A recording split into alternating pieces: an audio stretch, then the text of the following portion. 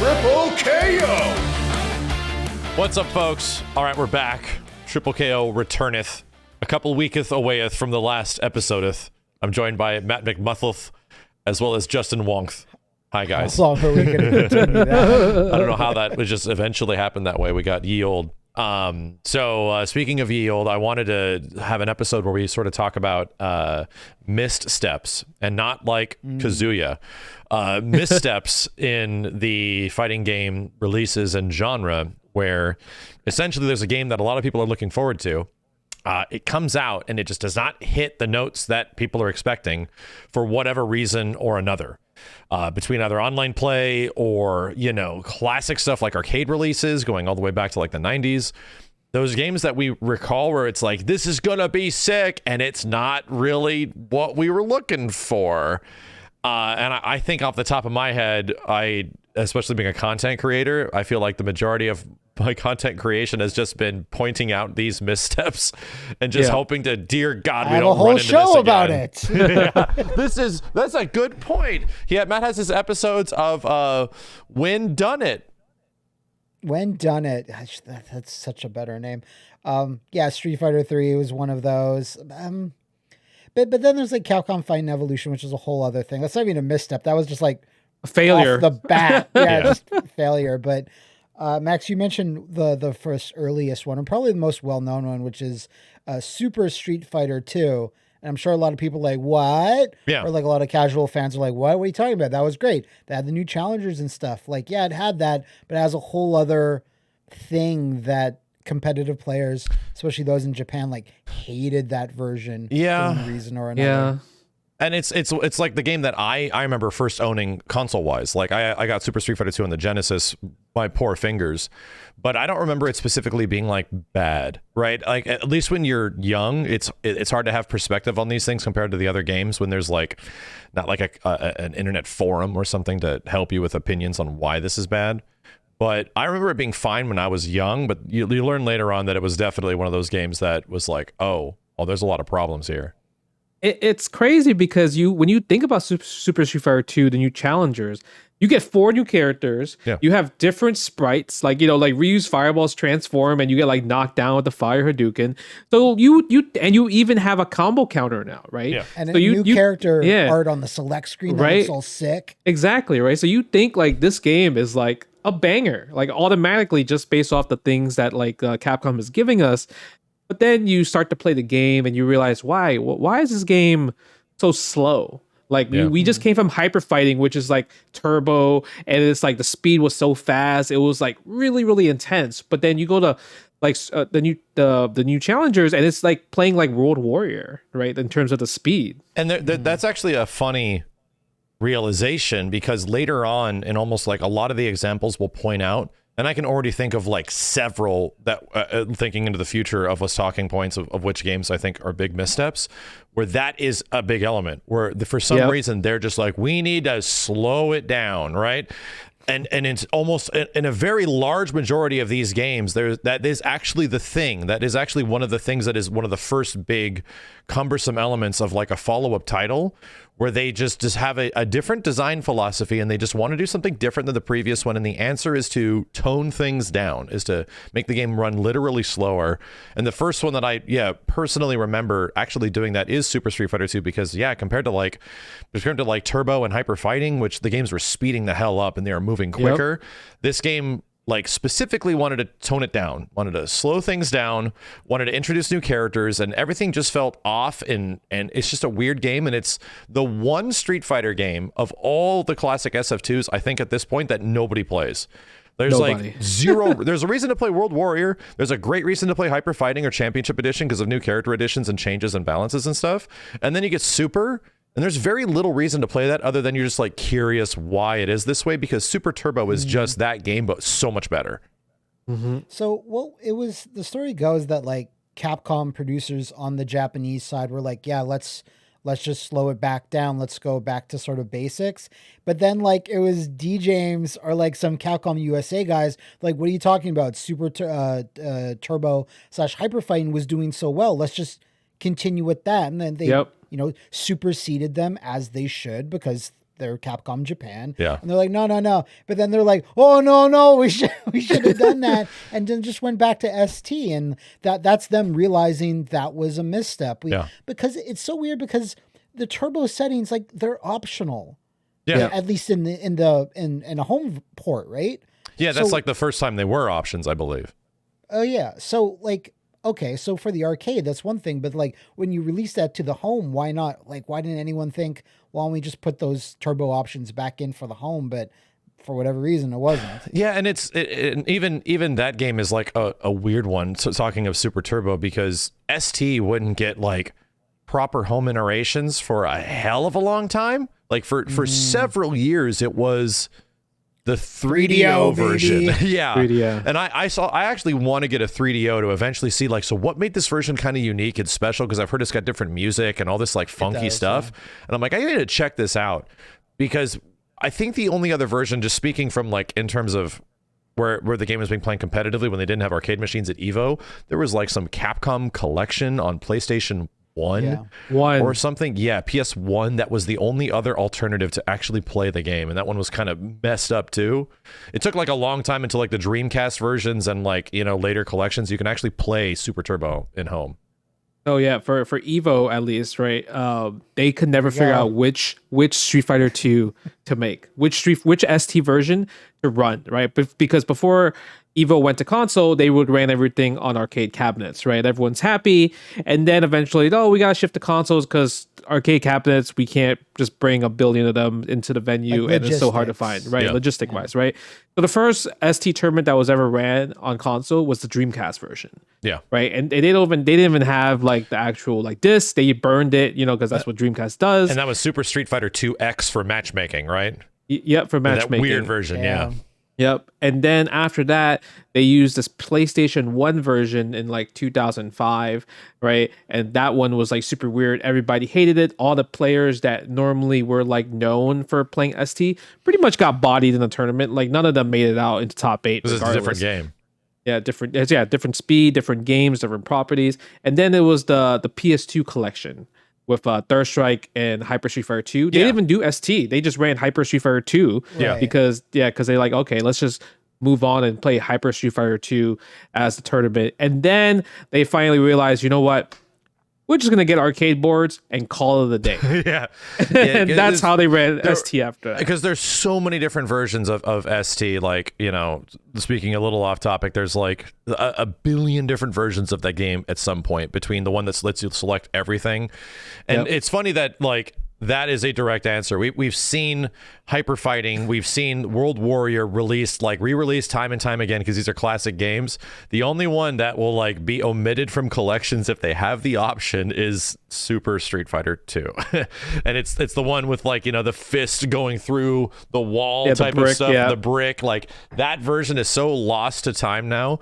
There's only one other game I feel like from the early 90s that I could think of that is a lost game in a big franchise that is still going to this day at very early points, and it's a very similar game to to Super Street Fighter 2.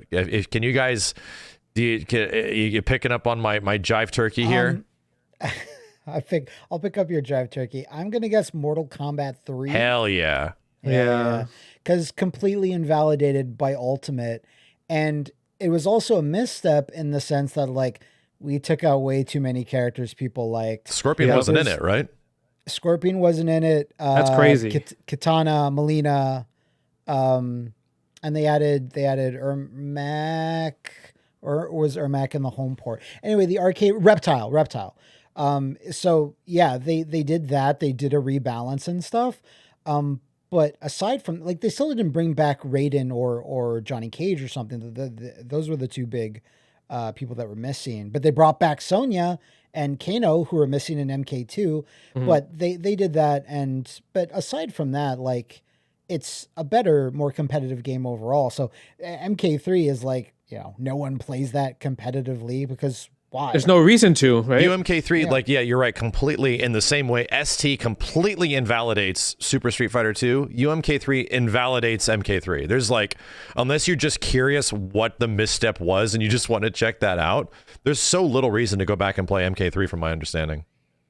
Yeah, I mean, but like it was mostly a roster issue, more or less, and but it just like superseded it in every way possible. Like, what? Hey, well, Striker's got this gun now. Why would I ever want to go back to MK3? Yeah, you know, I mean, it made no sense. But yeah, and I don't even remember MK3 cabinets. Like the only No, I never seen I one. MK3 remember them. they exist. I know they do, but it was like, it felt like only months later, UMK3 is a thing, like the big purple, wonderful cabinet of UMK3. I remember all that visual imagery, but the only thing I remember of MK3 proper, because it got a weird history on consoles, the only console that got it was PlayStation 1, like at launch or some weird shit. It's got that big skull face on the front, right? Like the burning sort of scorpion skull face, but Scorpion's not in it. And it's so weird. It's got a bunch of no. I'm not okay. Is that was that trilogy? MK3, The long box. The MK3 is just the logo of the number 3 with the dragon logo in the middle, like where the 3 curves. Ultimate MK3 has a bunch of purple skulls. Let me see. Hold on a second. Like it's a wall of purple I think skulls. the fire one you're talking about is trilogy, like the art, right? Trilogy has a big burning Big fire. burning skull. Check that. The only reason I know this is that I literally went to a game store and I bought this because I saw it was like, you guys actually have one, and it was in decent condition. Here's the thing that I got.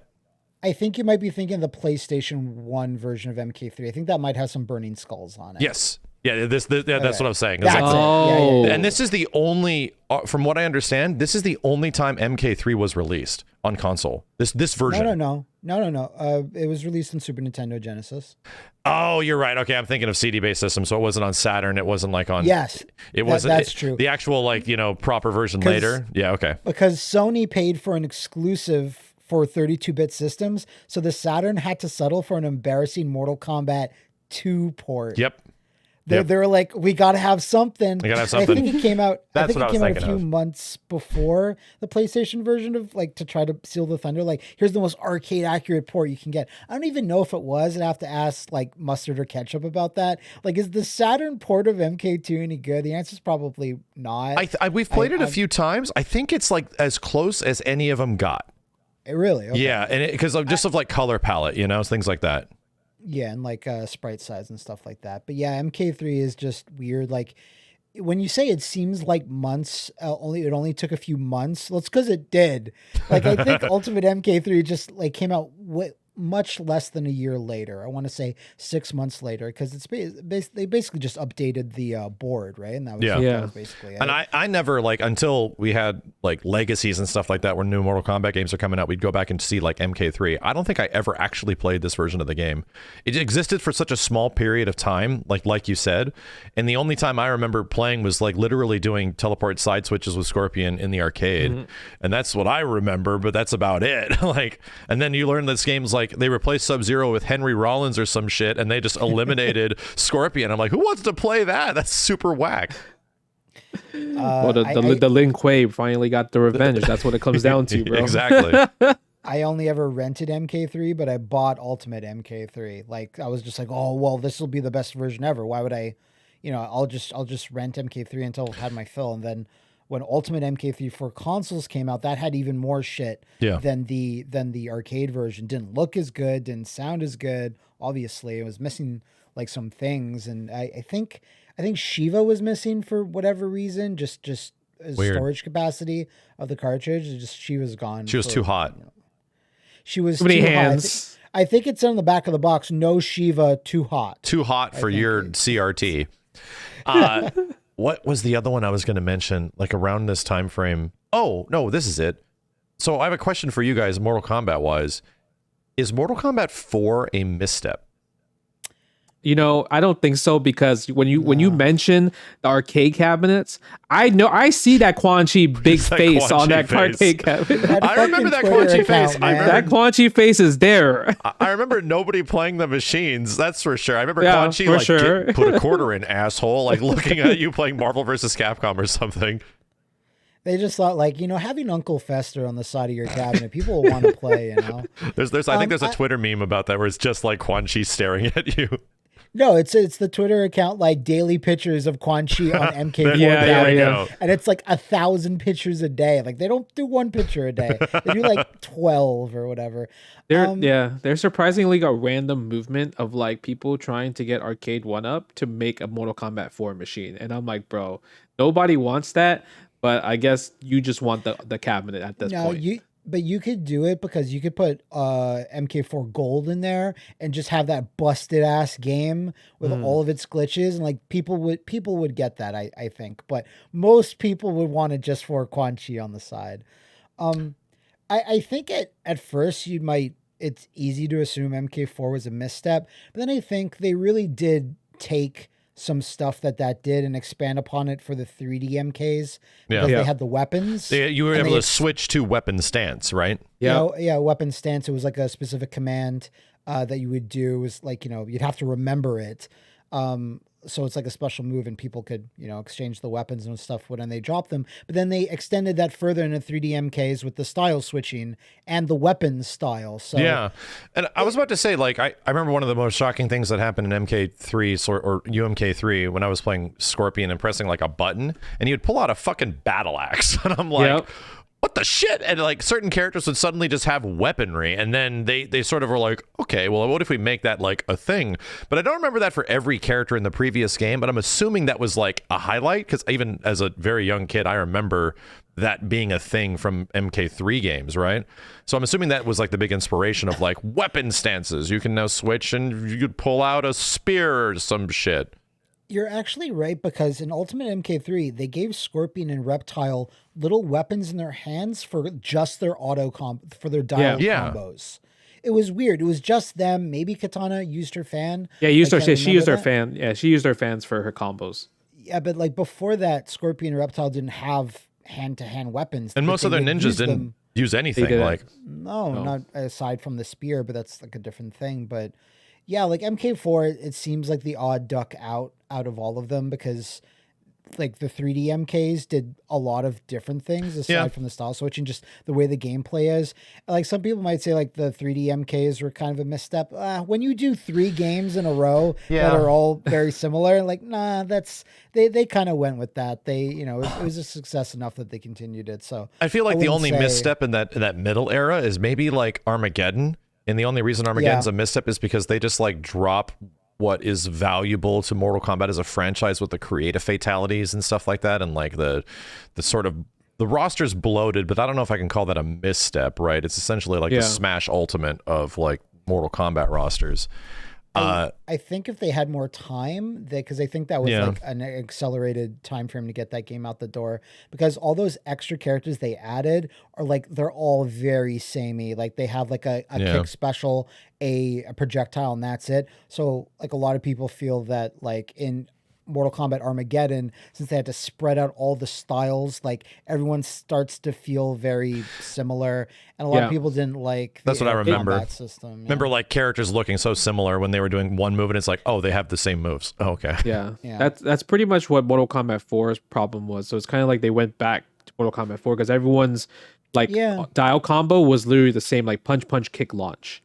Like literally there was no difference. I see. But that intro though, the intro was good for sure. and to me, at least from an outsider's perspective, of somebody that like tries out these games every once in a while because it's leading to the hype of a new Mortal Kombat, I don't really feel like the PlayStation 2 era or even MK4 games are specifically missteps, as in experimental periods. Yeah, they were different. Like they were trying to do, like, Mortal Kombat obviously like follows the trends of other fighting games. It always has done that with every single game. So I think that weird 3D era was like necessary for them to realize like, oh, Street Fighter 4 is able to do this 2D, 3D, not 3D thing. Oh, we can actually, we should do that too. And to realize that's the best approach, right? That is easily this like hybrid 2D, 2.5D fighting game is the best way to go for Mortal Kombat. It also helps when your last game wasn't like a massive success, like MK4 did worse compared to MK3, but just, arcades are dying, blah, blah, blah. And MK4 was just, but in between that and like Deadly Alliance, it was like, 4 or 5 years. So your last game wasn't that great critically or commercially. So when time passes, you can do something different versus something like, I don't know, following up Tekken 3, one of the greatest Tekkens, if not the greatest Tekken. Yeah. And then you do something different when you didn't necessarily need to. Yeah. I watched like a recent video on like the missteps of Tekken 4 and what happened as a result of it. And almost like the casualty of that game, even though like, is Tekken 4 a bad fighting game? Not at all. Like No. it's got a decent fleshed out like story mode, arcade mode for almost every character. They dropped like the CG endings that were really splendorous and amazing and high quality from Tekken 3, but they had like artwork associated and they were pushing the story forward. It was in a darker, more gritty, quote unquote, realistic, sort of take on what Tekken could be. And they actually used that term when they were describing the making Tekken 4. But apparently like that game was such a disruptor that it almost caused Harada to like leave the company or something like that. Really Yeah, cool. it went so bad. And that later on the reason Tekken 5 was good was because it was an answer to Tekken 4. Like, we want to make the Tekken 3 of like the PlayStation 2 era, right? And they did. Tekken 5 is absolutely that. But Tekken 4, in similar fashion, I remember the arcade machine of that game just being unfucking played. Like, people just did not like it. I think I saw it once ever. It was like maybe the first week, obviously people were playing it, but after that, it was just terrible. Because like the roster is kind of small, right? I remember it was pretty small. People were pretty hype about Steve's because Steve was a brand new character. Sure. But ultimately, in the end, I mean, all I saw from everything in terms of arcade playing and people playing in tournaments was Jin versus Jin. Yeah. It was OP as shit. Yeah. Yep.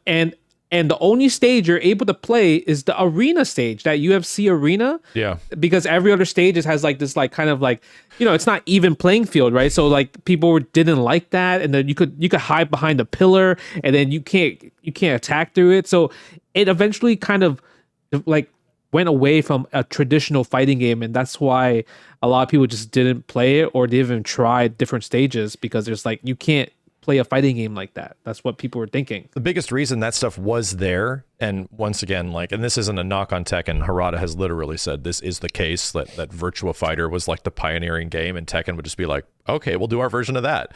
Yeah.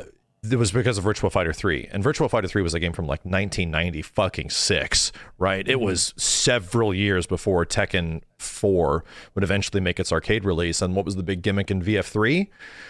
Platforms and stages and like upper mobility and down mobility and like knocking people off stage, like all this weird shit, So, but when I first saw that in like on the cabin of Virtua Fighter 3, I was like, oh, this is so fucking hype. Oh my God. Like, this is so cool. What a great evolution. Oh, they have a new button. Oh my God. Yeah. The dodge button, right? Yeah, it was dodge, I think, or like not free roam, but yeah, it was dodge. Because it's been a long time since I played Virtua Fighter 3. But when I started reading in game magazines and I started seeing like people's letters or whatever, I saw some reviews and I was like, oh, some people don't like this. Okay. And then it took a couple more years before I found out that like, oh, Virtua Fighter 3 is kind of the odd duck out. It's still Virtua Fighter. But when you see all the funny clips and glitches of people like falling underneath, oh God, the boat stage and shit. Fucking boat. And all the complications, because when you think about all that in 96, it's like you were fucking pushing the envelope back then. So it makes sense why it's a little janky. Just for perspective. Go ahead, Justin. I'm saying, don't worry. Even if 1996 has janky, do you see all the memes about the new Pokemon game? You know what I mean? It's just like the same thing like Virtua Fighter. It will happen no matter what. If games aren't given enough time, they're going to have a little bit of polishing issues. So I think, and I do agree with you. Between all the VF games, VF3 is definitely the odd duck. I don't think it's hard to say if it's like a misstep or not, like, or if 3TB, right, the eventual console release. The only problem with those was that it would take so many years. It would take like 3 or 4 years to eventually even get a console release of Virtua Fighter 3 because it didn't happen on Saturn, right? They had to wait till the Dreamcast. Yeah. So I think that's a misstep where it's like VF2 happened relatively quick, right? It was like a 1995 game, and it came out relatively soon on the Saturn. So it was like, oh yeah, we have our arcade game. This is modern technology. Look how amazingly sick this is. It plays a lot like the arcade. This is fantastic. And then VF3 would just come so many years later, even though it was a 1996. 1999. Yeah, it would take 3 later, fucking years for that to eventually come out. I think that's a big misstep, and especially how quickly technology was moving in the 90s, right? Every other day there was some new amazing thing. I think that's the biggest misstep of VF3, why we don't think of it as like this incredibly like great version and maybe an odd duck out. The only reason it wouldn't be considered disaster is that Virtual Fighter 3 still looks so like like the bleeding edge of games back in 96 that it aged like fairly well into 1999. But if the game had released in 98 in arcades, then released in 99, like you would have had a Soul Calibur situation on the Dreamcast. Yeah. You know what? You know what you're making me realize? The reason Virtua Fighter 3 is probably not as looked upon after as being because it says Soul Calibur. Because it came out next to Soul Calibur, and Soul Calibur was fucking impossibly beautiful looking, like probably the best looking video game ever made on Dreamcast at launch. And that was just unfair because Bandai Namco at that time was hitting literally on every cylinder you possibly could on their fighting game home console ports between Tekken Tag and that game. It was nuts. I think around this time frame, VF3 is an interesting one to mention, and Tekken 4 definitely was like, okay, we have to change shit, right? And if it's good because these games eventually led to, which is some of the best games in the entire series, like Virtua Fighter 4, VF4 and Tekken 5. Weirdly enough, are like I'd say like the mold that goes on to make every VF game after and every Tekken game after. Like every game that comes after these games sort of like begins what Virtua Fighter is from this point forward, you know? Hey everybody, you know, it's never too early to play holiday music, and it's never too early to start thinking about gifts, whether it's for a friend or friends in your pants. You can make this a season to be jolly with Manscaped. Do your little drummer boy a favor and use the Lawnmower 4.0 to avoid another silent night in the bedroom. Then add in Manscaped's top-of-the-line products to have the people thinking, all I want for Christmas is you. Santa cares about his sack, and so should you. Look nice when you get naughty by going to manscaped.com and use the code TKO for free shipping and 20% off. But we have to talk to the man, the myth, the legend, the master of all balls, Justin Wong. Justin, how are you enjoying your Manscaped products for this holiday season? You know, when it comes to holidays, I just love holiday music, like you mentioned. And, you know, it's all about the jingle balls, no more hairy balls. Hey! But, you know, the Manscaped Platinum Package 4.0 is the one-stop shop for the man who deserve it all, especially for them balls and the sacks. Like Santa said, you care about your sack, and so should you. Make sure that candy cane is fresh, because we got these platinum packages, shower products. All the Manscaped shower gear is sulfate-free, vegan, and made to have your skin feeling hydrated and smelling fresh. Hydrated was, I was in a sunny place not too long ago, and I needed hydration on them, so I'm super thankful for that. I was getting a little roasty where it was. So you can get 20% off free shipping with the code TKO at manscaped.com. That's 20% off free shipping at manscaped.com, and use that code TKO. Manscaped, get your jingle balls ready for the holidays. I also I remembered something else that I've seen people talk about, is that maybe a reason why Tekken 4 was like not looked as favorably, because what was the actual last Tekken game? I said Tekken 3. No, it's Tekken Tag. That's true. And specifically Tekken Tag on the PS2 was also another like, oh my God, look how amazing this looks. And you have all these crazy tag mechanics, and people love Tekken Tag 1. So when Tekken 4 shows up not too long after, right? Like a year or two after on the PS2 or something around then. Yeah, it was very different. Tag tournament was 2001, and yeah, Tekken 4 came out in I think 2002 on console. I might be wrong by it. I'm looking at it here. The craziest part is that the initial release date for Tekken 4 was July 2001. right? And Tekken 4 was largely, as we were saying earlier, using Virtua Fighter 3 as like its basis to push Tekken into the future. And VF3 was a 1996 game. Like there was a full half fucking decade of like, maybe we should do this. Like it was very odd. Would you say there's other Tekken games that were possibly kind of like a misstep? Like do you remember, like, obviously Tekken 5 came out great. Do you guys remember Tekken 5.1? No. Oh, that's the one before Dark Resurrection, right? Yeah, it's the one before. It's the middle. It's before Dark Resurrection. So like it was very minor, wasn't it?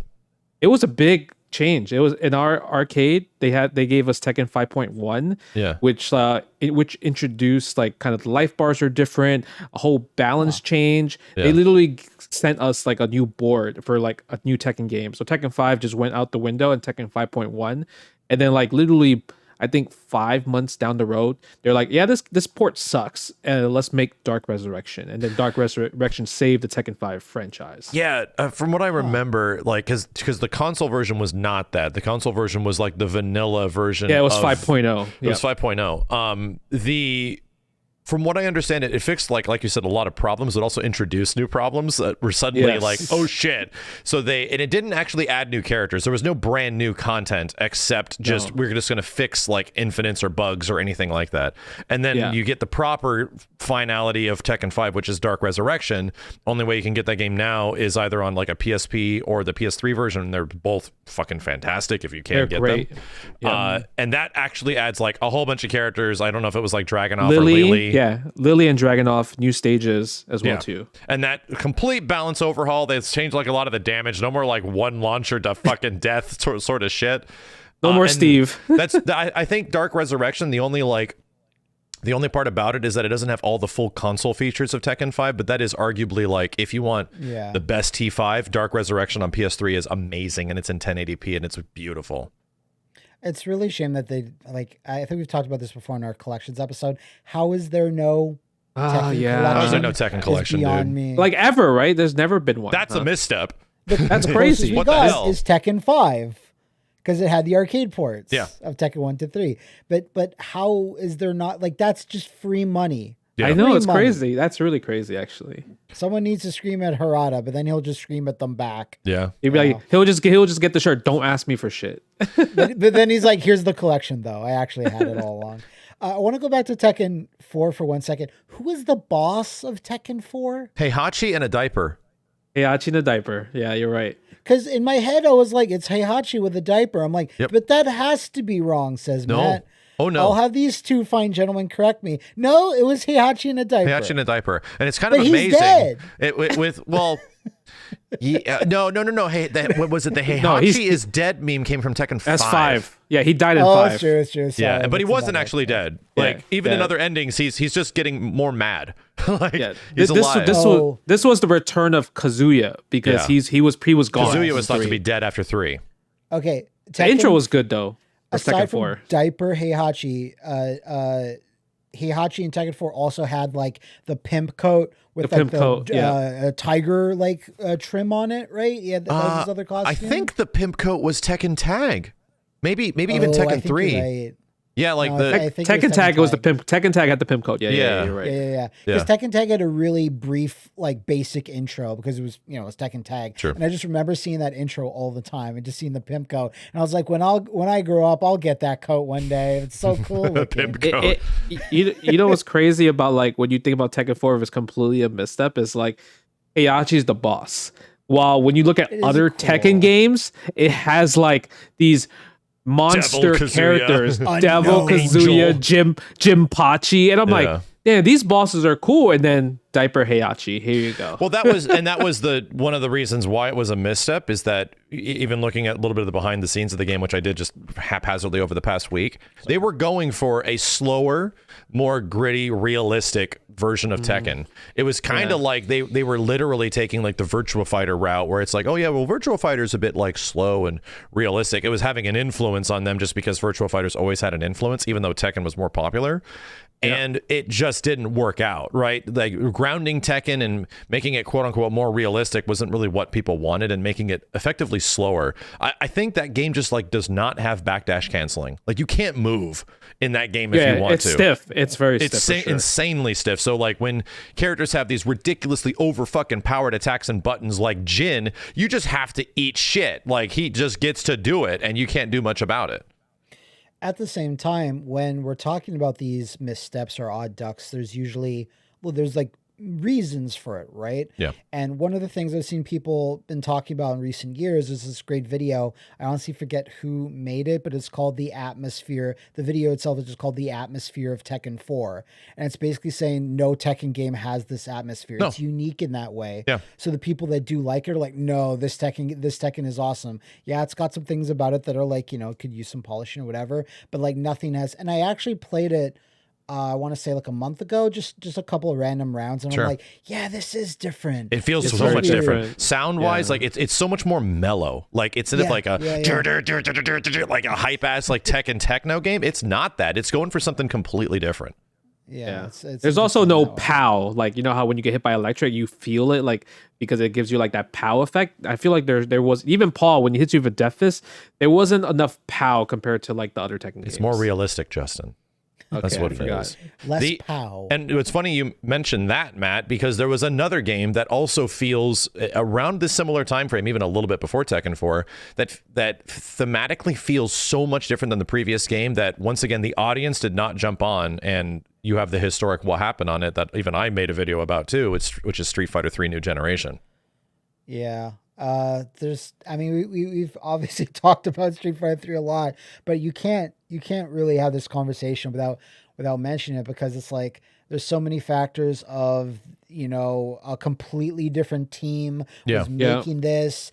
It started as like possibly a fantasy game and they had to reboot it and all this stuff. And like, but if there's any game, any franchise that needed something new, something different at that time, it's like, holy shit, was it Street Fighter? Because it was, losing steam. Like I think a quote from a Capcom Japanese employee was, people at Capcom are sick of making Street Fighter. Like the people that are assigned to Street Fighter Alpha, they made like 9 games, dude. Like we're sick of making this stuff, and another team is making Street Fighter 3, and like that's the main reason why Street Fighter 3 like super failed in the arcades. It's because it was so different, and it was a misstep in that it was slower. It was much more strategic than like, Super Turbo or of course the Alphas. Especially like if I can think of 2 Street Fighter games that are could be any more different, that would be Alpha 3 and Street Fighter 3, and they were around the same time frame. Yeah.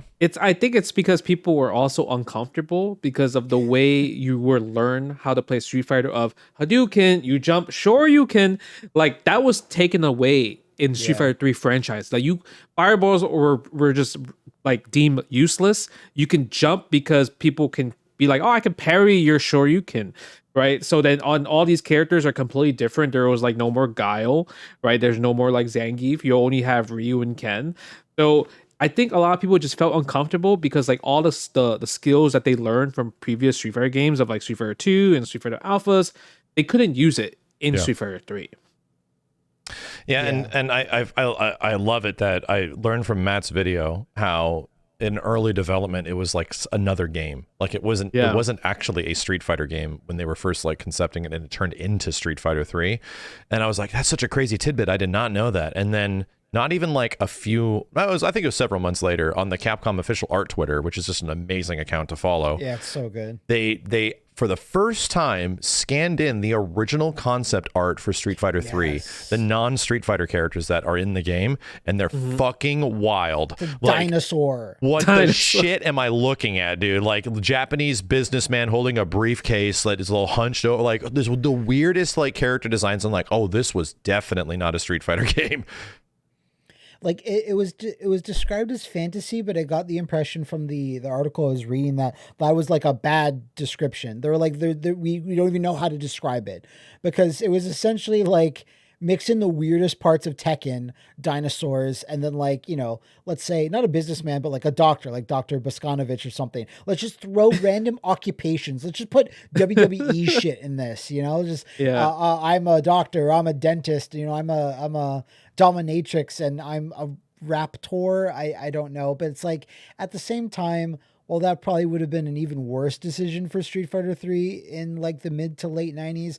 I so want that game now. Like, I want the Japanese salary man fighting a raptor.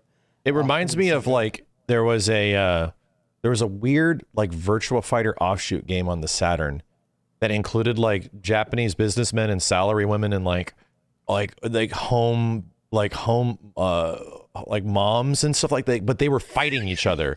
It's a fucking weird. I can never remember of it. Somebody in the comments will absolutely know what I'm talking Virtual about. Fighter? It was like made on the VF2 engine. It was made by like ex-VF2 devs, and it literally has like Japanese salaryman versus like housewife, and they have their own character archetypes and this crazy stuff, and it plays like VF in many ways. Like it reminds me of that, where it's just like we have this ridiculous idea. Wait. Are you confusing this game with Nothing? No, dude, I played it. I have played it. Like, trust me. Like, it was always like, this is in your dreams. Housewife beats ass in this game. You can't beat her. Like, I remember, you don't mean, like Dong Dong. I wish I could. It's a Japanese only release game. Somebody in the comments will know exactly which game I'm talking about, but I can never remember it. I'm sure Guile Winquote will know. I'm sure he's played tournaments. But yeah, SF3 is obviously like, the biggest misstep in the history of Street Fighter, potentially, almost like sinking the entire franchise and forcing them to almost, yeah. It was just on the cusp of like, Capcom just not giving it a second chance. I didn't, in those Polygon interviews and oral history of Street Fighter, I have to read back about New Generation. It's like, why did they even bother? Like, if it was such a disaster, it's like, no, let's just keep doing it. It's like, it's very unlikely in circumstances in the 90s or even today, if your thing bombs as bad as Street Fighter 3 New Generation did, how they even let them continue on. Yeah. New Generation is a small jump forward, but like Third Strike is such a big one, and how they even got to that point is still amazing to me. I need to read up on the details on that and see. Yeah, and apparently it was weird how, and I remember reading on it how they just did it. like it was a much different time frame of like getting approval and budgets and all this kind of stuff, and they just were like, well, we can make it better, so let's just do it. Less supervision, was it because of like they were already so successful, which is kind of like the Marvel games, that they're like, you know what, we can afford it? I don't think so. I guess they just had overall budgets for the entire division of like arcade operations. But yeah, like I remember the reasoning behind it. So if this game did so bad, why the hell did you make 2 more games? Like, that's what I'm saying. What happened? Like, and it's an interesting answer of just like, it was a much different industry, a much different approval process. Like, we saw a clear path of where we can improve things, and we wanted to, and we convinced higher ups that it would be a good idea. That was a good idea. I guess just swapping out boards is not like, we're not making a brand new game or it needs new hardware. So I guess it's not too bad. But then the poor fucking dudes that have to go to like, I don't know, the 5,000 New Generation machines in the US and swapping the boards out for a giant attacker and everything. So, I mean, is any part of 3D Street Fighter? They're not missteps. They're spin-offs. Yeah. They're spin-offs and experimental stuff. Yeah. Okay. And I feel like every version between even EX1, which is like very rudimentary and super basic, at least it was trying something different. I don't see that as a misstep. It only came out in arcades. But then you get like EX plus Alpha, which is a great game. It's a super fun game. You get EX2 and you get EX2 plus, which are also just increasing what the previous games do. And I guess EX3 is a misstep. I think that one. Just because people at that point were done. Right? It seemed like we're just done with this like 3D Street Fighter shit, man. It's so sad because that game was so good. Like the game, it's amazing. No. It's literally the Marvel's Capcom of EX games, and people just never gave it a shot because it never came in arcade and it was on PS2. The game was really bad. It's great. Hold on. Let me finish. The game was really bad forever. all the way up until Max made his video Precious Heart of Max Falls in Love, dude. And because my memory of Street Fighter EX3, I rented it when I got my PS2, and I was like, "This is horse shit. Oh, Yes. this is so bad. This is I don't so remember bad. No. why. I No. don't remember why, but it's like it takes time. It just takes time for someone to say Critical Parade with an echo in their voice, and then you're like, "This game is awesome." That And game was then the best. all the features that it has. That impression is exactly what I had like before that video, where it's just like you didn't have any specific reason why EX3 was bad, but it was universally accepted as being a piece of shit. So like all my friends, everybody that I think it was just like looking at it, like visually, it just did not hit any of the marks of like all the other 3D if you have a games. head and eyes, it's bad. Yeah, All like, right. If you don't, you wouldn't know. something about Okay. it, man. Let me just throw it out. Okay, just Sure. you're not supposed to play arcade mode because arcade mode becomes like some Smash Brothers 3v1 type of mode. Yeah. But if you played only versus mode, it's very good. It's super fun.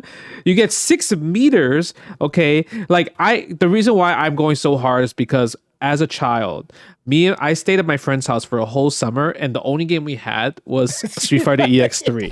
Like, That I makes kid you sense. not, right? So we just grinded the hell out of this game, and we got really good at it. We got the tag combos, the Excel combos. There was a lot of canceling in the game. Oh, yeah. And then the craziest part was there was no tournaments ever, and then all of a sudden this random tournament popped up at UFGT for EX3, and I was so excited because all that time I spent, I finally was able to enter EX3 tournament, and I kicked so much ass in that tournament.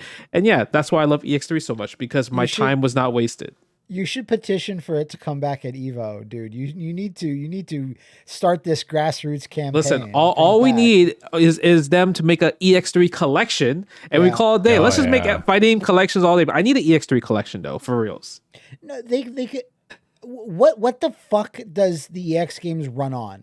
What is it's? What is it? I've played them. I've played them on emulation. I think Yeah, it it's- actually runs on like the old weird Namco like PlayStation arcade hardware or something System fucking 32? not I actually don't know, but I've played them on emulation and they're the arcade versions, and it is like very similar to PlayStation architecture. Somebody once again in the comments will know what it actually is, but it's all the EX games that are like not EX3, because EX3 did not have an arcade version from what I understand. Yeah, It was just console. There's no EX3 arcade, and even on Fightcade, there's no EX1 and EX2, so it's not even on like Flycast. So it definitely uses like a different engine that even Flycade does not have on it. It's a super funky, like really specific. I think it might be the same engine as like Tekken Tag Arcade or Soul Calibur or even Tekken 3. Like I don't know. Yeah. I'd have to go back and check. Something like that, because But- they do look similar to like Tekken 2. But that's the an EX interesting games. it's an interesting game, because yeah, we all had this impression that it just sucks, and then you actually like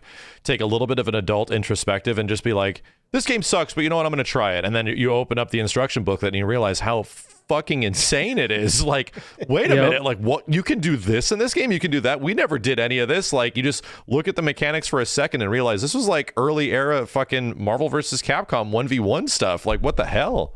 And the amount of options you can turn on in the game Yeah. itself, just to make things more nutty, is also super cool. I was about to say for Street Fighter in general, that was going to lead me into, God damn it, the collections. Now I lost my thoughts. Someone else go. Well, I was gonna say, on the Capcom. Capcom kick, we got Fighting Evolution, and that's not even a misstep. It's just a complete fucking failure. Ayo. Yeah, Yeah. it was that. But I guess we can go to the Marvel's Capcom stuff. I would say Marvel Super vs. Street Fighter was probably the misstep for the Marvel's Capcom So, series. Justin, what are your reasons? As I have my reasons. What are your reasons that Marvel Superheroes versus Street Fighter is a misstep for the MVC series? So I guess when you had a predecessor of X-Men or Street Fighter, of how explosive the game is, how crazy the combo system was, and then you just make Marvel vs. Superhero vs. Street Fighter where everything was taken out. It like that game reminded me of like the PS1 version of X-Men Street Fighter, where there was just pretty much no combos, everything just spiked down, and it was like literally everyone's air combo seemed like the same thing. So it just seems like if once you learn one air combo, you know how to do everybody else's. Game was air super combo. homogenized. I remember that. Yeah, so that's what like that game reminded me of.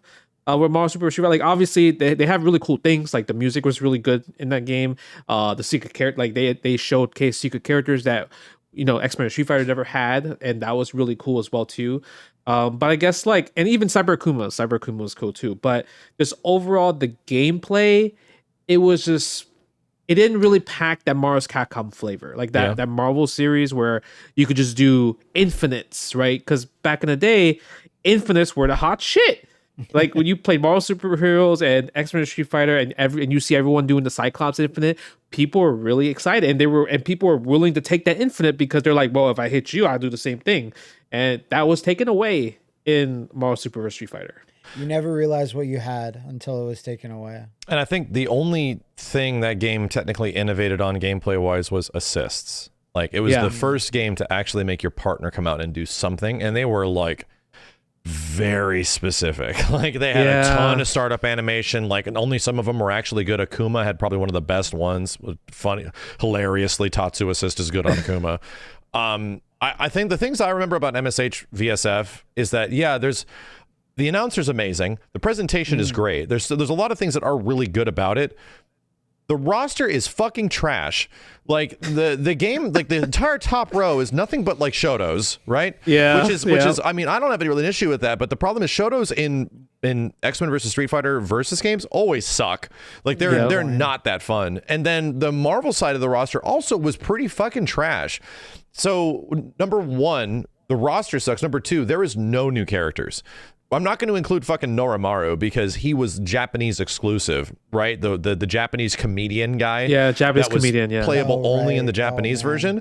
There is no new characters. Every character, Sakura's from Alpha, right? Every character that's in it is just like a retread of some dumped sprite that was from a previous game. So there's no new assets. The backgrounds are all the same shit, just different colors. And I'm like, it's weird. You'd think each side would have gotten at least one new character, like like how Sabretooth was new. Yeah, like that Gambit type of was thing. new. Carnage. Yeah, like put Carnage in there at least. I don't know. And like X-Men versus Street Fighter had a ton of newness in it. And funny enough, the game that follows it, Marvel versus Capcom, has a ton of newness in it too. There's a bunch of new characters that are in that game.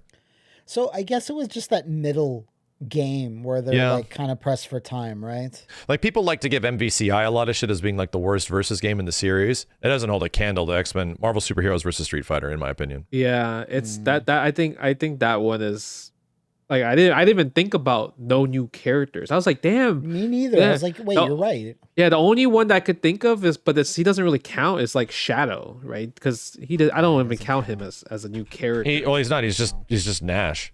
Yeah, he's just Nash. He's just Charlie. So, like, he doesn't really even count either. That's like saying, oh, there's a new character in Mortal Kombat. It's called Chameleon. They're so cool. No, that's not a new character. It's like Mephisto, but we already have Blackheart. But the game does deserve credit, right? It did introduce like Cyber Akuma. Like I said, one of the best announcers. The presentation is just on another fucking level. Like it's so cool. So it's hard to really hate on the game. And I really don't hate on it. I think it's fine.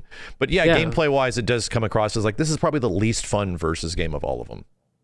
Yeah, and then Mars Capcom 1 came out, and that was a banger because like there was a brand new characters like War Machine already, right? War Machine is a brand new character in the Mars Capcom series as well too. But like secret characters are really cool. They had Roll, Mega Man, and they had all the different assists as well too. So it was like a huge step up. The thing that we are sort of echoing in a lot of these like situations of missteps with games is that the misstep needs to happen to push this franchise or the genre forward. It needs to happen. Yeah. And in situations like Marvel Superheroes versus Street Fighter, Tekken 4, right? Even Super Street Fighter 2. All these games like have a similar theme, like we've been saying. They all slowed shit down. They all were like, hey, things are moving a bit too fast and you're having a bit too much fun. We're going to, instead of replacing fun with something new and fun, they don't. They just sort of like just take things away kind of. And here's some different characters and hoping that will be the new fun that you're looking for. Yeah. And even then, like a lot of characters get replaced by other characters, like in Tekken 4's case, like, no more Eddie Gordo. Here's the same character, but it's a different character. Here's Christy or whatever. So there's all the little micro missteps as well along the way. In this time frame, I don't have because I've played once again some of these games a few. Is there anything that really sticks out from SNK, like in KOF or anything like that to you guys? So that was actually going to be the point I failed to articulate. I was like, wait, there's a whole other franchise that we're not touching on. We'll get to KOF in a second because there's so many KOFs. Sometimes it's hard for me to remember. Is this the one that people didn't like? Yeah. But before we get there, I just want to give a shout out because I always find this interesting.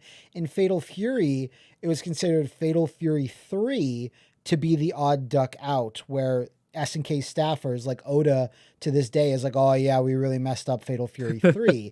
and one of Max's most recent KOF Fatal Fury Legacies, he's like, I think the title says the best one for Fatal Fury 3, because they expanded the line system to be like the most intricate with the most options. Like you can just circle around a character almost in 2D. Yeah. You have all these cool options where you can duck and weave. And I read a bunch of interviews where they're like, people did not like that. People are like, it's way too complicated. It's taking away from the moment to moment fighting. I remember liking how it was so different.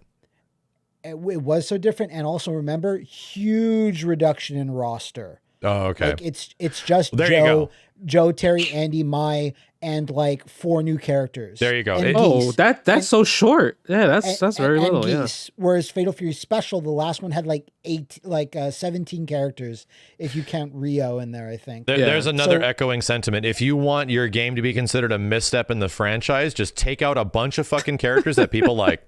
Like you can take out 1 or 2, but like, you take out half the roster. People not going to like that. And also, so the entire Real Bout series is like, we got to build the roster back up, but we have to make new sprites for everyone. So it took a little while. Yeah. But even the hilarious, we've talked about this a little bit before, even the hilarious ring outs in Real Bout Fatal Fury, where people are like falling on the trains and falling in boats, like that was considered a misstep by SNK. They're like, Japanese players did not like this. They felt like people are getting cheap wins all the time. So we back that off. And cut to me like as a 8-year-old going boo, because I love those so much when I saw them, but they back that off into like, you just get smashed into a background object and you take like a bit of additional damage or something like that. So they cooled their jets on that, and then after that they just got rid of the line system altogether. Like for Garo, they're like, fuck it, let's just stop it, the stupid ass line system. Yeah.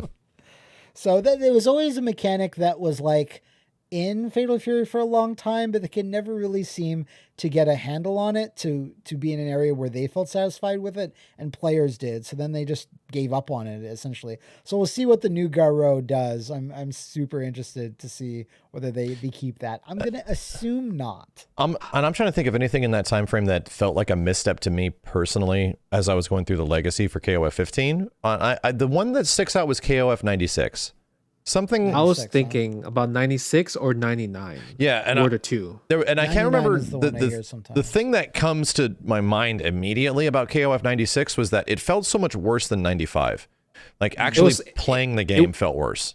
It seemed like it was playing at like 20 frames per second. It's rough. Like yeah, it's rough. Like there's a lot of slowdown when you're playing, especially when you're like charging up your meter and you're glowing and you're doing moves. Like there's just random slowdown with the game itself. So yeah, I 96 to me or 99 were the two kind of like missteps that I seen in the arcade and people just didn't like so much. So that's what. But yeah, definitely 96 for sure. Yeah. I'm not sure if it's a misstep, but Neo Wave is like either a misstep or just considered bad. It was bad. Like it was just kind of like, we're just making a random game that's not even part of like the King of Fighters lore whatsoever, and just call it Neo Wave. Yeah. So that always goes well. You have to have some modicum of success to even consider that a misstep, considering I think that was like the last KOF that they released for a while in between when 11 came out. Like NeoWave was in the middle where it's like SNK's on shaky ground, and I think that was like it was made by a different development team. I always forget that NeoWave exists, but then I see a screenshot of NeoWave artwork and I'm like, oh, there you are. So I think we gotta like time skip a whole bunch, because in the 90s time frame there was a lot of games coming out, right? So obviously some of them were just going to be not bangers, and it makes the most logical sense that in the 2000s there was a lot less games coming out from the big companies like SNK and Capcom. I think we should definitely consider Soul Calibur 3 as being a misstep, because it is one of those games that once again, the previous game introduced like guest characters. They just did not do it for the next game. And then while Soul Calibur 3 is a great game, it's a really fun fighting game, the first versions of it were apparently just fucked. Like there was stuff in it mechanically that just like ruined Soul Calibur, like actually ruined the core experience of like horizontal attacks, vertical attacks, dodging. Like from what I recall, the very early version was that bad. And then there was a patched version. There's like Soul Calibur 3 Arcade Edition or something like that, where it fixes a lot of those problems and it actually becomes a normal Soul Calibur game. But the same thing. The home port. Yeah, well, the home port, I believe it might have been a patch of the home port that not a patch, but like a new version, just a new discs went out, or like a fan patch where people actually took the balance changes of the arcade version and stuck it into Soul Calibur 3 console. Because I think I might be getting my timelines mixed up. I think Soul Calibur 3 came out on console first, and then there was the arcade version, and the arcade version fixed a lot of the issues, and then like there's something like that. But either way, like I remember, like just not liking Soul Calibur 3 as much as 2, but it's a fantastic fucking game. First game to introduce create a character to the Soul Calibur series, has this whole like RTS mode in it for its single player. It's fucking awesome, man. Yeah, I think we highlighted that in the single player content episode. Like we're just talking about Soul Calibur 3 though. It's got some banger shit in there. But it is definitely like a misstep. It just takes what's made Soul Calibur 2 fun and kind of throws it out the window in many ways. So it just slows down Soul Calibur. I think if we're to take like a time jump, Soul Calibur 5 is absolutely the black sheep of the series. It has its fans for sure. When I did a what happened on that specifically, there's people like, well, I really like Soul Calibur 5. That's fine. There's reasons to like it, but there's plenty of reasons to not like it. And funny enough. Even with our almost killed the franchise for a while. Exactly. So. Even with our conversations about these games that almost like tank the entire industry for this game, it doesn't make the games inherently bad. Like, is Street Fighter 3 New Generation a bad game? No, it's beautiful, it's gorgeous. Is Tekken 4 a bad game? No, it's actually awesome. It's great, different feeling Tekken. Like, all these games have their unique things about them that are genuinely great. There's only like a couple of them that make the next game just completely like redundant, like UMK3 to MK3 and like Super Turbo to Super, where it's like, you just have no reason to play the previous game. But a lot of these titles, like, I'm not going to say Tekken 4 is a bad game, and I'm not going to say Street Fighter 3 New Gen's a bad game, much less Soul Calibur 5 is a bad game. I played the shit out of them, but clearly things did not land where they needed to land. Like, and Soul Calibur 5, the big one to me was the roster. Like that was the ultimate like stab in the back. We're just going to get rid of a lot of the characters that people like and replace them with new freaky monkey boy and like all this like what the fuck? What is going on here? Yeah. Like it's fine if you want to make a shake up to your roster, like we said, like get rid of one or two characters. But the amount that they did, the amount of like, it's just Homer cutting football players from his Little League football thing. He's like, you're cut, you're cut. Tacky, nobody likes you, you're cut. Like, what is Tacky? Yeah. Just, like, and the replacements were not amazing for the most part. But like, I just remember, getting Soul Calibur 5 and getting excited. I was really excited for Ezio, and he's super good in that game. He's super fun. They did him well, but it's like almost everything else about the game is just like, it's just, I'd go back and play it again. Or if they somehow re-released like Soul Calibur 5 and like, I don't know, did a remaster and just change some things or put some new characters in, I don't know. It's like, no, I'd be interested in checking that out. Again, it's still Soul Calibur. like you just said, none of these games are inherently bad. Yeah, it's on a base level. But and I find it's a dark game. Like it doesn't have that colorful palette. Yeah, it as much feels as dark some and of the other gritty, ones do. you know? Yeah, but still not. It's a weird looking game and a weird feeling game. It's they tried to make it a bit more competitive. Yeah, that was like the main thing. I remember saying like the Namco was trying out esports for it. Like Yeah. in my research, they were like, yeah, we want to push this a little bit for tournaments and see what happens. Was that the one with Viola? Yes, She was in the that game. was the first Yeah. introduction. Yeah, because a lot of people played that at Evo. Like even She was even godlike. yeah, even Japan, who was like at the time not known to play Soul Calibur games, really got into that version of Soul Calibur 5. Yeah. And it was like even like MOG had a tournament series for Soul Calibur 5 as well too. Just because I remember Gianni just cooking everybody. And I think that was like a big put. There was a Bandai Namco push. I remember them really like trying to get it out there into being something, because I think early metrics were showing that like it's not really hitting with the audience, the casual audience. We better go get those hardcore guys. Like, oh shit. We need some streams to help us. So there's a few other games like that we can sort of lump together in this gapping like time frame, like Street Fighter Cross Tekken. We don't really need to talk about it. We made a whole damn episode talking about it. We did. It's so good. It's such a good game though. Yeah, and it is. Like, there's something really wrong with Street Fighter Cross Tekken, but it was absolutely a huge misstep and kind of set up Capcom for a bunch of failure in the future, and Namco to be like, ugh. What are other ones that... Oh, Street Fighter 5, clearly. Like, I don't even know if there's much that we need to say about it, even though the history of the game is like 6 years old now. Yep. But yeah, the game just launched with no content, gave gameplay severely reduced from previous games. Everybody played kind of the same when the game first came out for a very long time. There was a fucking rootkit on the PC version. It was just problem after problem after problem after problem. It would take like 3 years to the game to eventually get content and turn into a good game. But that's weird, because it's like because of the games as a service sort of fighting game model that we're in now, it's almost not a misstep. They just continued it over and over and over again, like just with more characters, more whatever. And, by the end of it, a good fighting game with lots of content by the end of it. But it's not like it was before, like Soul Calibur 5, there was like barely any DLC. I think there was like 2 or 3 characters. They just stopped. Yeah. And like they couldn't really improve upon it because the budget wasn't there. They weren't given the opportunity to. Whereas Street Fighter 5 at least got a chance for redemption by the end of it. Yeah. So it's like, but at the end of the day, I don't know what to call it other than a misstep. And that's the big difference between... It's your hero franchise. You have to fucking fix it, Yeah. With Bandai Namco, Soul Calibur was never their hero franchise. It was Tekken. Mm-hmm. So there's a big history, right? There still is a history of Tekken being the hero franchise. It's going to get all the attention, And then Soul Calibur always sort of being the black sheep other game that they make in the background, and it sort of getting a little bit of attention, sort of not. It's the exact same relationship with Capcom and their hero franchise being Street Fighter, and their black sheep franchise that, well, we're just kind of done. People will forget about it, is Marvel versus Capcom, because MVC games have a hilarious history of getting like a balance patch, maybe a balance patch, maybe some bug fixes, and then that's it.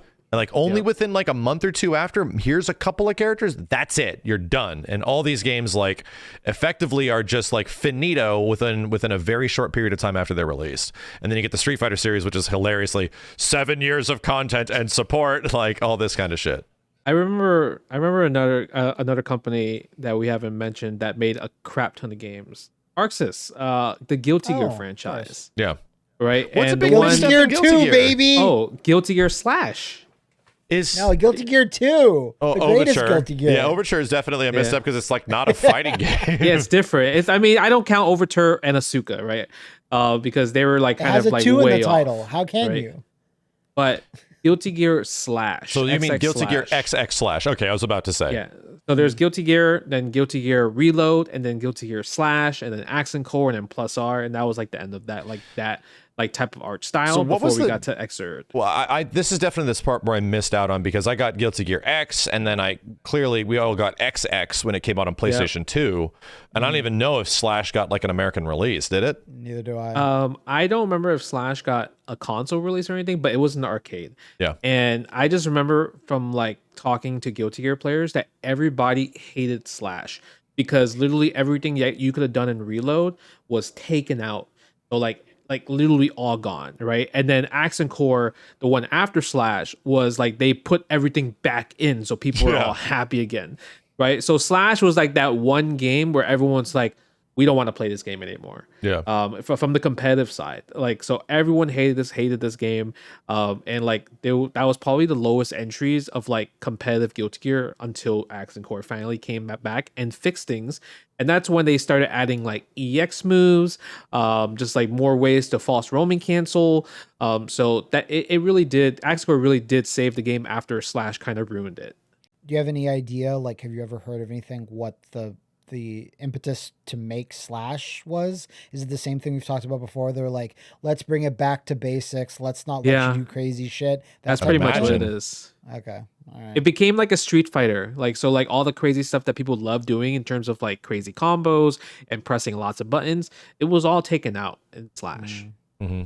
All that creativity that Guilty Gear offers was pretty much gone. And then after a while, it came back with Axe and Core release. Yeah.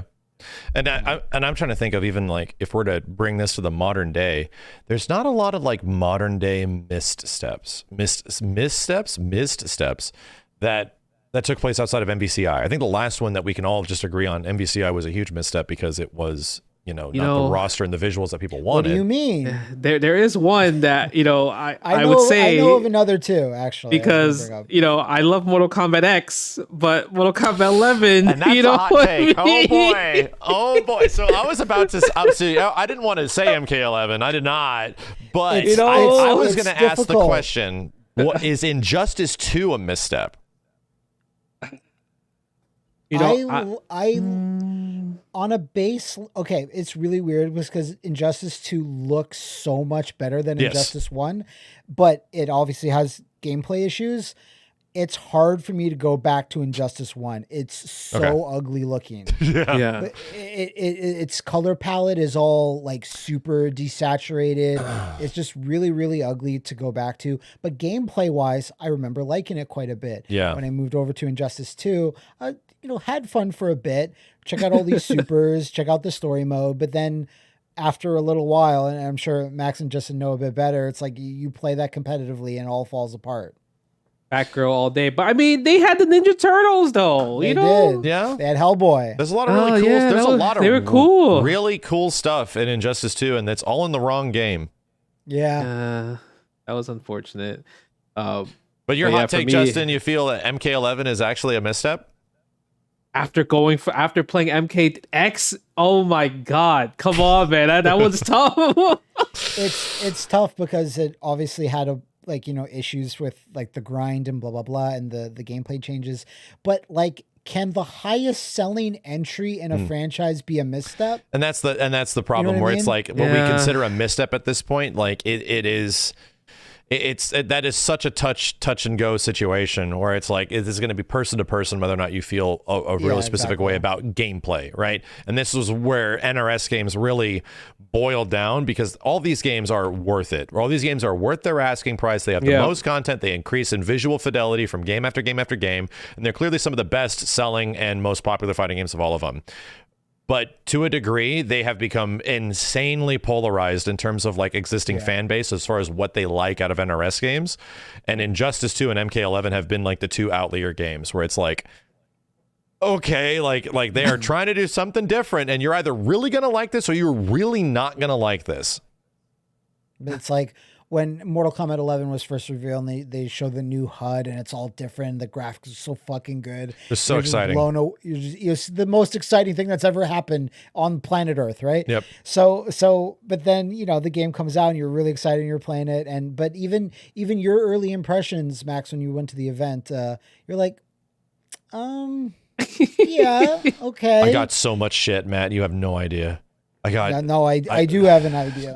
I'm sure you do. I was one of the people. Like, what are you talking about? It looks awesome. I got so much shit that I just wasn't completely sold on it, and just absolutely amped and fucking content creator thrilled. Let's fucking go. Like I just, I left that, and I think I was talking to Wooly as he left too, and just having a conversation with him, just like, so like, there's a lot of that. There was just a lot of like, so did did you find anything cool? Not really. Yeah, no combos, man. No combos. Man, it wasn't even just the combos. It was just like there's not a lot of decision making that happened in that game. Yeah, you just sort of stuck to this thing, and you either did things or not did things at the end of strings, and that was your mix up. It was like, but it's almost as like were they trying to sort of maybe make it more not casual friendly, but just a bit more simple, so there's not like it was their footsie game. Yeah, it was their footsie. It was their footsie game. It just reminded me of just like hyper fighting speed from Mortal Kombat 10 to Super Street Fighter 2 New Challengers. Very super much what slow. it feels like. It was like that, and I'm like, oh my god, what I love in MKX is completely gone. Yeah, like you can't find any resemblance of it in Mortal Kombat 11. It feels like MK9, right? And you get the new Mortal Kombat, MK9, and then you get MKX, an expansion of Mortal Kombat 9. Here's that game, but even more stuff you can do. Characters act different. Here's some new crazy shit, right? And then MK11, clearly better looking of a game. Like clearly one of the best looking fighting games there actually is on the planet. And a ton of modes and a great story mode, all this stuff, right? But gameplay wise, it is not a sequel to MKX. Like it is the exact opposite, where the characters just have half as many things as they can do. Your options as a player to implement those things are way less than they were even before because of the variation system. And combo capability of every character is much more finite, right? To the point where they would severely expand it. Like they would actually make huge adjustments to this over the span of MK11's life cycle. So it was almost like an admission that, yeah, this was a problem. Right. Yeah. It was like an admission over the span of like the growth of Mortal Kombat 11 when they added the anti-slip out moves, when they added like, better combo extenders for characters and stuff like that. They almost were like, okay, yeah, we hear you and we should have put this in the game, but we wanted to make our footsie game. We'll add as much sauce as we possibly can with this engine. So to me, it's like it leaves me like a little bit of hope that we're in this, quote unquote, it's a misstep by some definition of the standard, but we are potentially on like the eve of, when a new NRS game could be announced. And it's hope that maybe the next game is going to be an answer to MK11. I really hope so. Yeah, same. And I think another bit misstep that carries both from Injustice 2 and MK11 is just the whole concept of gear. Yeah, I'm done with it, man. I'm super done with it too. Like, and I'm done with it. I didn't even really start it. Yeah. I like when it came to the gear systems in both those games, I was just like, I'll take whatever looks cool, I guess. I don't know. I don't. Yeah, they were so like sometimes minor, sometimes not, but like never felt like it was really worth it. Like it never felt like I'm just spending all my time grinding these towers and shit for this stuff. I'm just so fucking. I did so much grinding in that game in that first 2 weeks MK11 came out and Injustice 2 that I just. And what is grinding? You get a turbo button on a controller. You stick a shoe on the X button. And you just let it go through AI fights, man. Like, I had so many hours played in those games because I just left it on overnight. That's awesome. Awesome. Oh, and then there was one more. There's one more I wanted to bring up. It's the last game in a franchise. It is a modern one. I believe it is called Dead or Alive. We don't bring up this franchise a lot. Dead or Alive 6, and there's many facets of what you could call a misstep. And Dead or Alive 5. Sorry, so did I say Dead or Alive 5 or did I say Dead or Alive 6? Yeah, yes. 5 is arguably the best DOA game, so we know what you're talking about. So that's what I was gonna jump on, is that was such a big success, especially after they introduced the free to play model for that game, and look how much better it looks. So we have all these crazy fighters from other games being in there, and then it's like before less than a year between the last version last version of DOA 5 comes out. Here's another new DOA game. It looks really, really similar. Yeah, we've taken characters out. We have locked old characters under DLC. We have taken out tag mode. No one really likes tag mode in Dead or Alive, right? That's never been a big feature. Yeah, it's never been a cool thing. Yeah. Let's take that out. Let's make all these terrible changes, not to even mention the whole costume thing and locking all of the scandalous costumes behind, guess what? Tons of grind. Arguably a worse grind than MK11 or Injustice combined. Yeah. To get the costumes that you wanted, if you wanted, because you got every single piece of a costume you had to unlock them, but then they cost money, in-game money, but you had to, I don't even want to talk about it. Anyway. And the only thing I've heard, I tried DOA 6 super briefly, right? And I'm not a DOA hardcore. Everyone did. But Super the only briefly. thing I remember is that the online sucked, so I just wasn't going to play it. Yeah, that too. And all the people that love DOA 5 had huge complaints about gameplay stuff, how they DOA 5 was already relatively more simplified and accessible DOA, but it was fine. And this took things to a degree that was way further, and it was just like, buddy. And that's my only impression of the gameplay stuff that really teetered the community on the edge of just not accepting this. Yeah, and a lot of the stages that were super, super over the top in DOA 5, they reined that back in. There's a couple in DOA 6, but they reined that back in. So they were trying to, again, have it be more esports friendly and stuff and try to focus on these things. And it really didn't work out. And I also bring this up just because there was that little rumor not too long ago of a reboot. A Tecmo Koei producer or something was misquoted as saying we are making reboots of Really? He said we're making reboots of Ninja Gaiden and Dead or Alive, and then everyone's like, oh my god, they're making reboots, and he's like, no, I was misquoted. I said we are not making reboots. Oh no. Oh shit. So I had everybody asking me about why have you made a video on the Team Ninja stuff? And I just was like, it didn't seem like either a confirmation or deconfirmation of the situation, but that's actually, so the guy was like, stop asking me about Ninja Gaiden and Dead or Alive. We're not doing anything. Yeah. So wow. I think there was a span of a few days in between, or like most stories, the correction is not widely as known as the initial story. Yeah. So, because I had people, Max, I had people do the exact same thing on my Dead or Alive 6 video. Everyone's like, oh, there's been a reboot confirmed. And I was like, really? I look on event hubs. I don't see shit. I look here. I don't see shit. I look at Max's channel. Don't see shit. And I'm like, okay, let me Google this. And it says Tecmo Koei producer deconfirms reboots. They might be in the works. That's not to say that it might not be in the works, but he is saying right now we are not doing that, or whatever, wants to appease shareholders. But Dead or Alive 6 burnt so many bridges that's what you would need to do. You would need to do a reboot of that franchise at this point, and or at least a time skip, like a Soul Calibur 6 thing. I feel like that. And that's, to be honest, that's the thing I wanted them to do with SC6. I did not want them to call that shit Soul Calibur fucking 6. It should have just been branded Soul Calibur and treated as the modern day take on Soul Calibur, because the whole thing was going back in time anyway. We're getting characters that look like they came from Soul Calibur 1.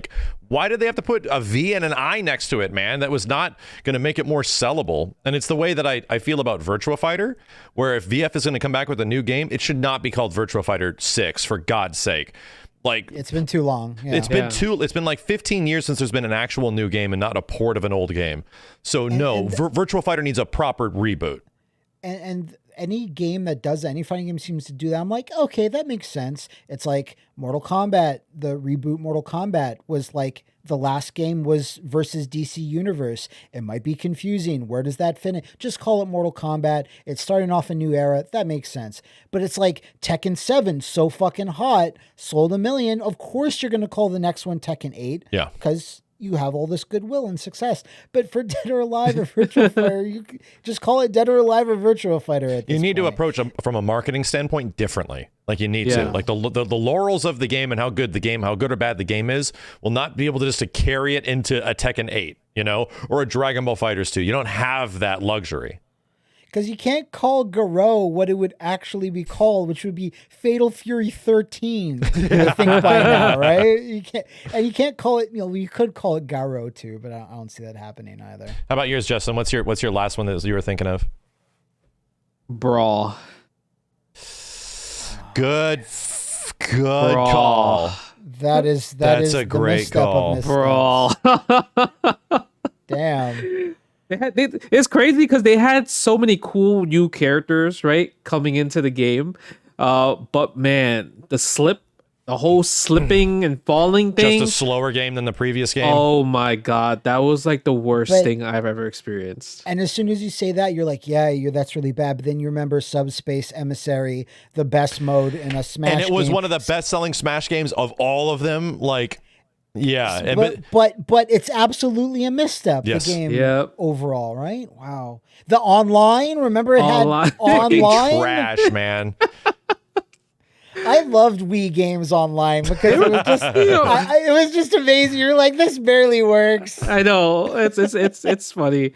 Like, but I mean, the aesthetics, I mean, they were like completely above and beyond Melee, right? Melee, going from Melee to Brawl is like the graphics, everything looks great. Obviously, the gameplay is toned down, more simpler for a lot of players, right? But a lot of people, there were so many people playing Brawl, but man, it was not the best. Felt like nobody liked it. Yeah, nobody liked it. People were just forced to play it to be part of the community, right? For the most part, you even had people making a modded version, like a perfected version of Brawl. What was it called? Project M? Yeah, Project M. Yep, Project M, and they made that. So because Brawl wasn't the best game ever, but yeah, I would say a lot of people just hated Brawl.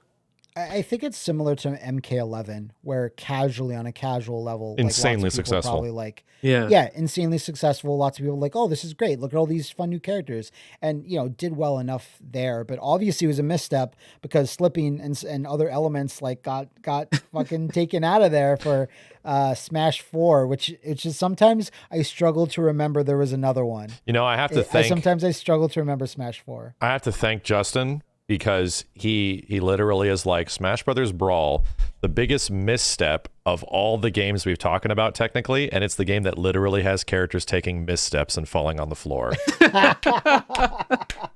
Good shit, Justin. They're playing like Felicia versus Bishamon, and if Bishamon ends with a certain move, you just cut Felicia in half. Did you make sure to see Orchid's thong? Here's 30 more chances as she spins around. See, you've got the Batgirl shirt on, and you're wearing a Robin t-shirt. Batgirl and Robin to your Batman. And Turtles is like Star Wars in the, like, Star Wars is a 70s thing that ran into the 80s. Turtles started in the 80s, but really grew in the 90s.